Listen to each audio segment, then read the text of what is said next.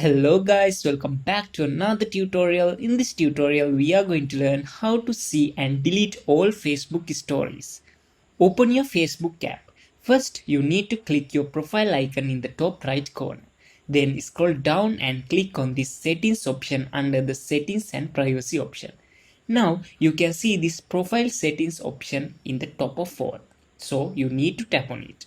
Scroll down a bit and you need to click this activity log option in here. Now scroll down again and click this view activity history option. Then click on this filter button in the top left corner and choose category option in here. Now you can find this your stories option under the your post. So you need to tap on it.